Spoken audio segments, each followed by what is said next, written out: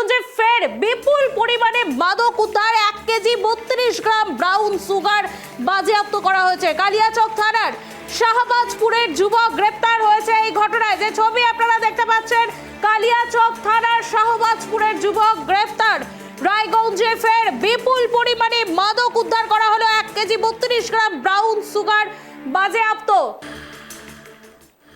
এ বিষয়ে বিস্তারিত জানবো। আমার সঙ্গে টেলিফোন লাইনে যুক্ত হয়েছে আমাদের প্রতিনিধি বিক্রম। বিক্রম, রায়গঞ্জে ফের বিপুল পরিমাণ মাদক উদ্ধার, ঠিক কোথা থেকে এলো ওই যুবকের কাছে এত মাদক, কি জানা যাচ্ছে? দেখো, একদমই আজ সকালবেলা কিন্তু পুলিশের কাছে গোপন সূত্রে খবর আসে যে একটি বেসরকারি বাসে করে কিন্তু এক যুবক, তার বয়স 18 বছর বয়স, সে কালিয়াচকে বাড়ি তার, এবং সে মাদক নিয়ে যাচ্ছিল এবং মালদা থেকে শিলিগুড়ি গ্রামে যাওয়ার সময় রায়গঞ্জের শহরের একদম শিলিগুড়ি মোড় যে প্রাণ কেন্দ্র তথা সমস্ত বাস যেখানে দাঁড়ায় সেখানে বাসটি দাঁড়ায় এবং পুলিশের কাছে গোপন সূত্রে খবর আসে। সেখানে পুলিশ হানা দেয় এবং হানা দেওয়ার পরে কিন্তু তার কাছ থেকে প্রচুর পরিমাণ মাদক উদ্ধার করে এবং তাকে জিজ্ঞাসাবাদ করা হচ্ছে যে সে কোথা থেকে এই মাদকগুলি পেলো এবং কাকে দিতে যাচ্ছিল। সমস্ত বিষয়ে কিন্তু পুলিশ কিন্তু তাকে জিজ্ঞাসাবাদ করছে এবং এর পিছনে আরো কারা কারা রয়েছে সেই সমস্ত বিষয় খোঁজ নিচ্ছে। রায়গঞ্জ থানার টাউনবাবু তিনি উপস্থিত ছিলেন এবং রায়গঞ্জ ম্যাজিস্ট্রেট ছিলেন। ম্যাজিস্ট্রেটের উপস্থিতিতে সমস্ত কিছু কিন্তু সেই মাদকটি খোলা হয় এবং সমস্ত তদন্ত চলছে ইতিমধ্যেই। ধন্যবাদ বিক্রম আমাদের সঙ্গে থাকার জন্য। যে খবরের দিকে আমাদের নজর রয়েছে, রায়গঞ্জে ফের বিপুল মাদক উদ্ধার, 1 কেজি 32 গ্রাম ব্রাউন সুগার বাজেয়াপ্ত উদ্ধার করা হয়েছে। কালিয়াচক থানার শাহবাজপুরের যুবক এই ঘটনায় গ্রেপ্তার হয়েছে।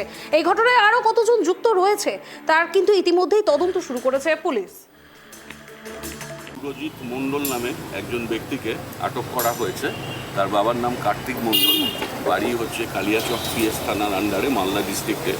তো তার ব্যাগ খানা তল্লাশির পর রায়গঞ্জ পুলিশের তরফ থেকে আমরা তার ব্যাগ থেকে প্রায় 10টা সাদা রঙের জিপার প্যাকেট পাই এবং সেই প্লাস্টিক প্যাকেটের মধ্যে ব্রাউন সুগার নামক নার্কোটিক্স ড্রাগস আমরা চিহ্নিত করা যায় পুলিশের তরফ থেকে, এবং যার ওজন বা পরিমাণ 1 কিলো 32 গ্রাম, অর্থাৎ 1032 গ্রাম, এবং যার বাজার মূল্য আনুমানিক 10 লক্ষ টাকার ওপর পুলিশের তরফ থেকে যেটা বলা হয়েছে।